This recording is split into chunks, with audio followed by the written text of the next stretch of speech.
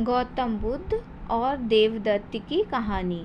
दोस्तों, गौतम बुद्ध के बचपन का नाम सिद्धार्थ था।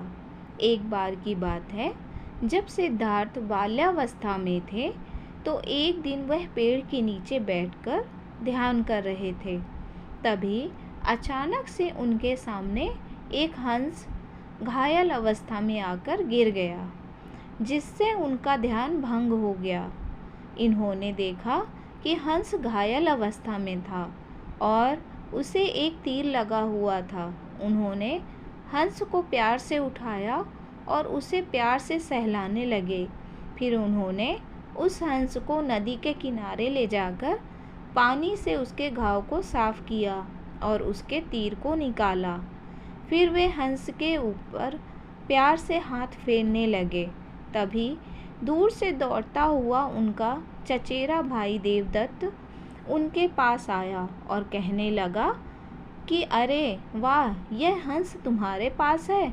मैं काफ़ी देर से इसे ही ढूंढ रहा था। लाओ, इसे मुझे दो। इस बात पर सिद्धार्थ ने कहा कि यह तुम्हारा नहीं हो सकता। अगर इसे मैंने समय पर नहीं बचाया होता तो यह कब का मर जाता। इस पर देवदत्त ने कहा, यह हंस अगर मर भी जाता तो क्या हो जाता। इसे मैंने मारने के लिए ही तो शिकार किया था, इसलिए इस हंस को तुम मुझे दो। दोनों भाइयों के बीच जब वाद विवाद बढ़ गया और दोनों ही जब अपनी बात पर अड़े रहे तो उन्होंने फैसला लिया कि इसका फैसला वे महाराज शुद्धोधन से करवाएंगे। महाराज शुद्धोधन सिद्धार्थ के पिता थे।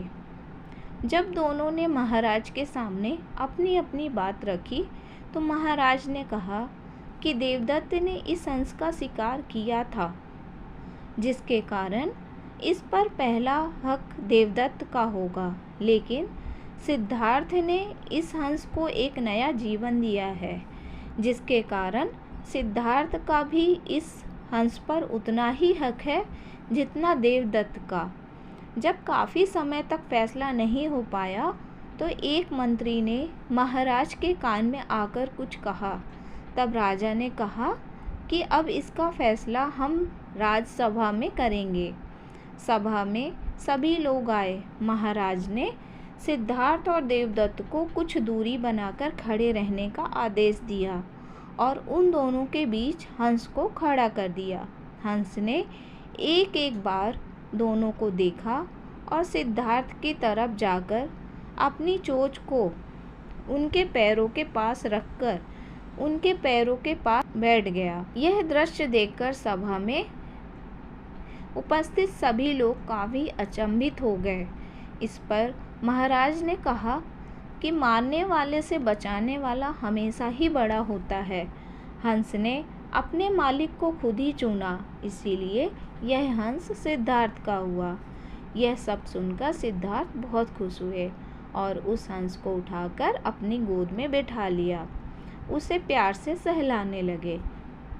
दोस्तों, इस कहानी से हमने जाना कि एक बेजुबान जानवर भी प्रेम की भाषा जानता है, इसलिए हमें भी इस बेजुबान जानवरों के प्रति प्रेमपूर्ण व्यवहार रखना चाहिए।